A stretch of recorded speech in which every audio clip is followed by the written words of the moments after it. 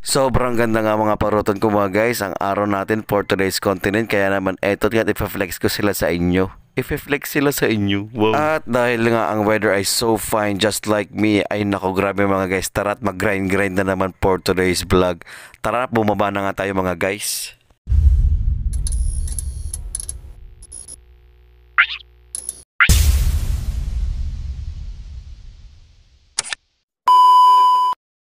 It's another day kaya it's another grind na naman mga parutod ko mga guys at mga ka-esparot. Kaya naman tara samahan nyo na si Jack Esparot nga na mag-drive dyan ng kanyang motor na si, ano nga pangalan nito, nakalimutan ko. Nako, si Bogart nga pala to mga guys. Kasi naman si Blackjack ay nako, lagi na lang tinutopak at ayaw na nga umandar ngayon for today's video. Ewan ko ba kung anong nangyari doon. Bali nga pala itong mga clips na mapapanood ninyo is nung pagkatapos pa nung bagyo mga guys. Kaya naman ngayon ko lang na-edit, pasensya na po. Busy lang ba? At kung maririnig nyo nga doon sa background ngayon na habang nagbo-voice over ako mga guys, is to be tila ako yung mga manok at kung ano-ano pa mga hype na naririnig nyo mga guys. Dahil nag-try ako mag-voice over na madaling araw ngayon for today's continent.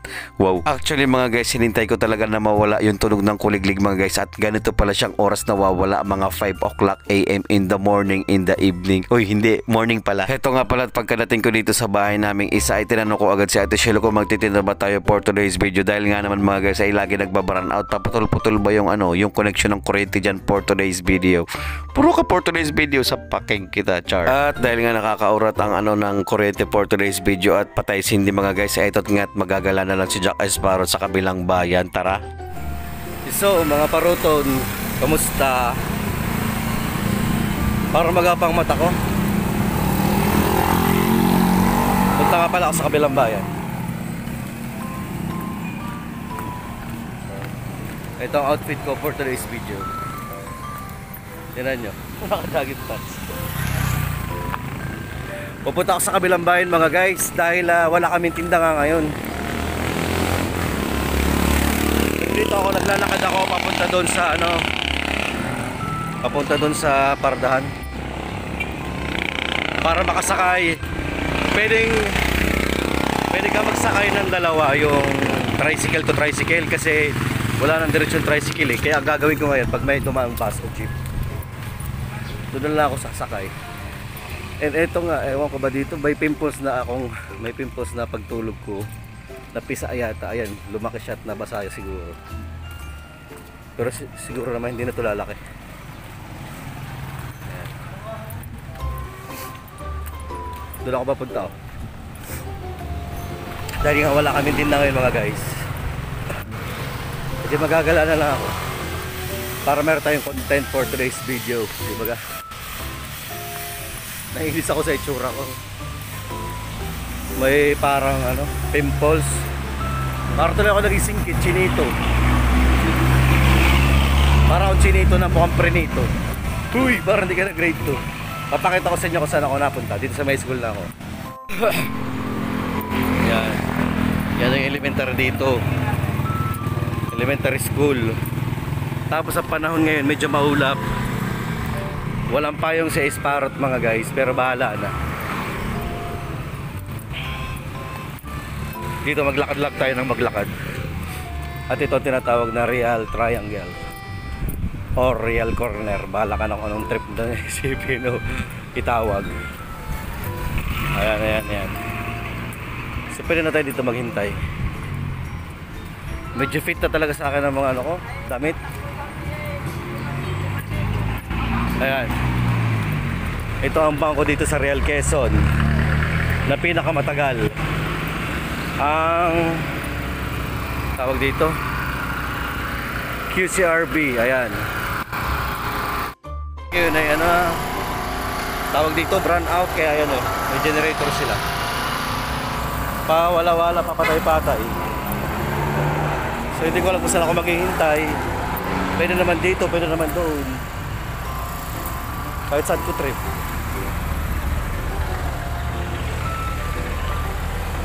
Doon lang pala ako maghihintay sa kabila dito.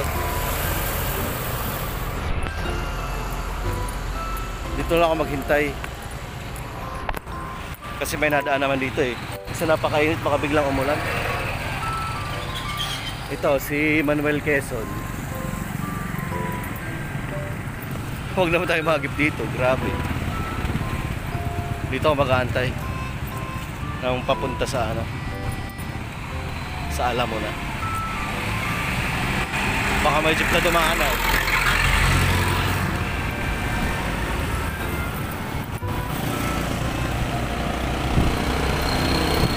Ito yung elementary school namin dito. Ano meron doon? Ayan. Bukas hindi ko alam kung bakit bukas yun. Dito ako maghihintay sa waiting shed. Oh. Try ko mag-wait dito. Kung may dumaan mga guys. Pag umulan, di may silungan tayo. Di ba ga? Mindset ba? Kasi ito yung ano, kalsada. Doon tayo papunta. Doon. Kasi yun yung school dito, St. Raphael School. So yun, tinutur ko na kayo ng ano, dito sa kalsada namin. And doon yun kinakain ako dati mga guys, oh. Doon, dito sa kabilang building nung ano, paupahan yung parang kainan dati. Ayun. So yun, maghintay lang ako dito. Wait tayo dito ng sasakyan na diretso na. So doon manggagaling, doon manggagaling yung hinihintay natin. So sana may diretso mga guys. Ano ba ito? Nakakonfuse ako dito sa ano ko, sa ano ng mata ko. Para na akong chinitong prenito. Sige mga guys, mamaya update ko na lang kayo. Bye bye. Ingay, nasa kalsada ko. Abangan nyo, magbablog tayo sa kabilang bayan. Ayun, magbablog tayo para magkaroon tayo ng content. Wala tayong content for today's video eh. Meron pala, hindi ko pa na-upload. Pero ito, nag-aantay yung Sparrow sa ano, nag-aantay si Sparrow sa sasakyan, sa sasakyan. Ay, bulol-bulol ka na. Parang ang chinitong prenito dahil sa ano mo, oh. Grabe naman yun mga guys, walang pakisama. So mag-wait tayo dito. Doon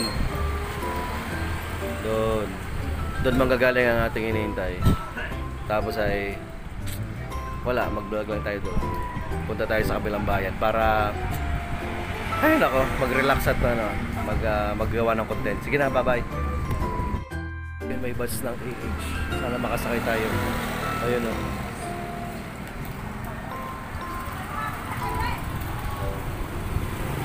Yun, papalapit na. Aabang na tayo mga guys. Aabang na tayo. At uulanin tayo dito for today's video. Ayun.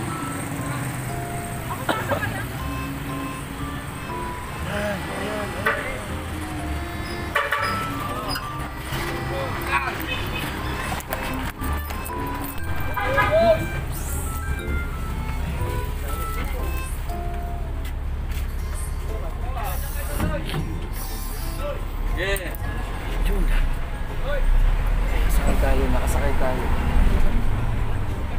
One way na lang, one way. Galing ni Sparrow, timing. So, diba? Goodbye muna Real. Ayan. Sige, update na lang mamaya mga guys. Bye bye. Heto at mga parutod ko mga guys, napakabilis lang ni Jack Espart makasakay nga for today's video at sa AH pa ngayon diretso talaga doon sa pinakasentro ng Infanta for today's vlog mga parutod ko mga guys for today's content. Huy, grabe. Okay din pala yung focus ng camera ko mga guys kahit lumang-luma na nga itong Oppo ko nga mga guys dahil nga tinan nyo naman kung gaano kaganda yung pagpo-focus niya dyan sa camera niya naman mga guys. So grabe, puro ka mga guys sa paking kita char. Sobrang nakaka-relax nga rin pala panoorin itong mga napaka-green na mga halaman sa paligid, yung bundok, yung mountains, yung sky, tsaka yung ikaw. Wow, you're my best view. Ay grabe, bumana. Nako, hindi nga seryoso mga paruton ko mga guys. Talaga nga naman nakaka-relax tignan yung mga kulay green sa mata kasi parang ang lamig niya baga, ang lamig niya na sa akin. Ay talaga nga namang may hugot si Sparrow for today's video. Uy, heto nga isa sa mga palatandaan na nandito ka na o malapit ka na nga sa bayan na nakapasok ka na dito sa ano ng Infanta. Ano daw?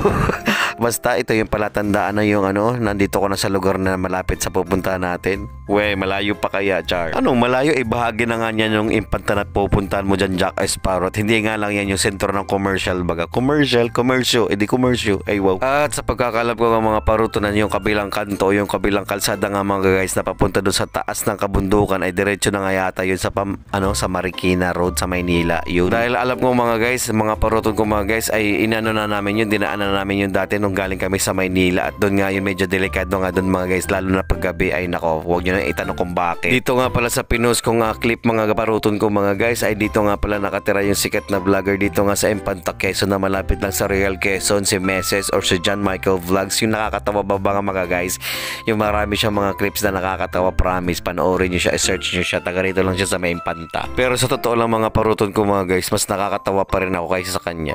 Hala, pinag-compare, ibas na yan si Jack Sparrow, ibas na yan, go. Joke lang po mga guys. At eto na nga mga paruton ko mga guys, umulan na. Dito na tayo mga guys. Nakaparada na. Ayan, nakaparada na.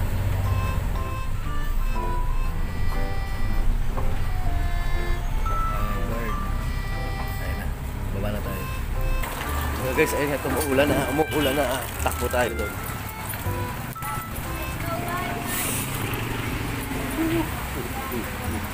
Dito tayo tatakbo. Patay tayo ng tricycle dito sa Bulgarisan. Ay, tingnan mo naman ang ulan mga guys.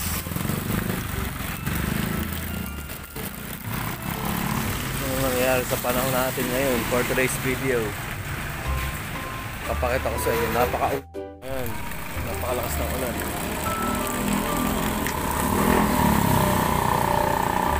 Grabe.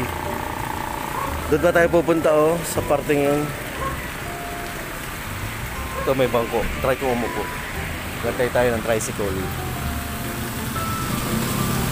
Nako, shoutout nga pala dito sa dalawang magkapatid or magpinsan or kung mag-ano man sila mga guys, kasi nga sila yung nakasakay kasi dito sa pag ng EH sa pagsakay, ano daw.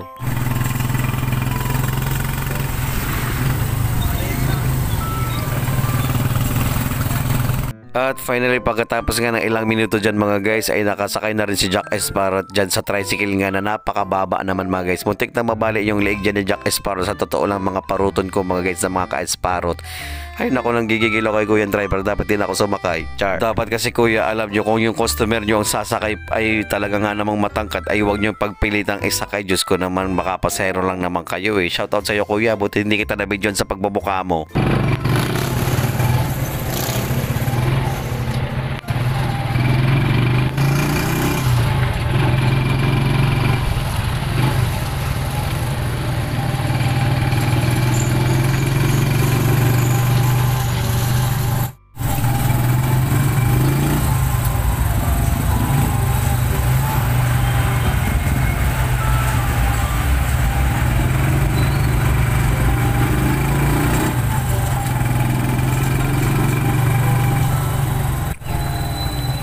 Mabuti na nga lang talaga at lumipat na at bumaba na nga yung mga pasero na nandun nga sa angkas mga guys. Ay hindi pala sa angkas, doon nga pala sa main ano man tawag doon, basta yun. Basta doon sa loob ng tricycle mga guys. At heto na nga ako sa sentro at hinahatid na ako ni Kuya dahil ako na lang yung last na pasero dyan mga guys. At grabe ka maningil Kuya, for today's video napakalapit lang nun. Dapat 10 piso lang yun, masyado kang mahal maningil, tapos bali pa yung leg ng Jack Sparrow dyan, grabe ka. Pero dahil napakabait nga ni Jack Sparrow, lalo na pagtulog mga paruton ko mga guys, heto nga pinagbigyan ko na si Kuya dahil para hindi na kami magkaroon pa ng maraming diskusyon. At ito na nga pagkapasok ko dito sa Jollibee ay grabe naman ang mga tao mga guys. Kaya naman abangan nyo na lang yung part 2 ng ating video dahil medyo mahaba na ang pagbo-voice over Jack Sparrow dito para marami tayong upload. Ito naman syempre mindset. Bye bye na, see you sa next vlog.